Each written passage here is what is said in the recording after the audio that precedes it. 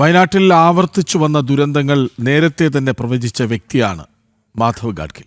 2018 പ്രളയവും പുത്തുമല ദുരന്തവും ചൂരൽമല മുണ്ടക്കൈ ദുരന്തവും അതിന് ഉദാഹരണമാണ്.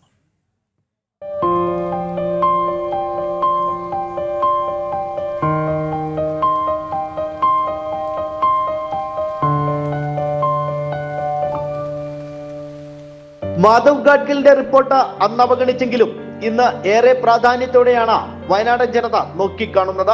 ചൂരൽമല മുണ്ടക്കൈ ദുരന്തത്തോടെ ഗാഡ്ഗിൽ റിപ്പോർട്ട് വീണ്ടും ചർച്ച ചെയ്യപ്പെട്ടു. ചൂരൽമല മുണ്ടക്കൈ പ്രദേശം പണ്ട് തേയിലത്തോട്ടങ്ങളായിരുന്നെന്നും പിന്നീട് അനധികൃത നിർമ്മാണങ്ങൾ നടത്തുകയായിരുന്നെന്നും അദ്ദേഹം നിരീക്ഷിച്ചു. 298 പേരെയാണ് സർക്കാരിന്റെ ഔദ്യോഗിക കണക്ക് പ്രകാരം ഈ ദുരന്തത്തിൽ നഷ്ടപ്പെട്ടത്. പരിസ്ഥിതി ലോല മേഖലകൾ നേരത്തെ തന്നെ അദ്ദേഹം പ്രവചിച്ചെങ്കിലും കടുത്ത പ്രതിഷേധമാണ് ഗാഡ്ഗിൽ റിപ്പോർട്ടിനെതിരെ ഉയർന്നു വന്നത്. അനിയന്ത്രിതമായ വികസനം കാരണം വയനാട്ടിലെ വിവിധ മേഖലകൾ വൻ ദുരന്തത്തിലേക്ക് നീങ്ങുകയാണെന്ന് അദ്ദേഹം നിരീക്ഷിച്ചു.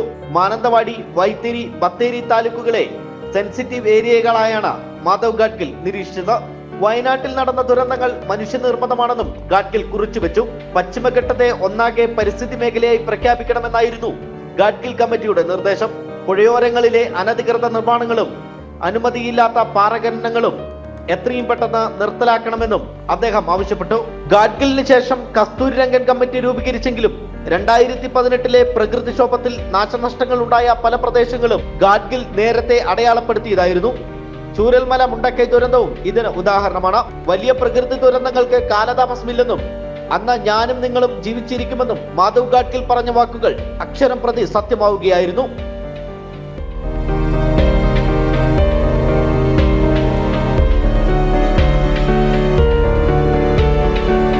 ജനം, വയനാട്.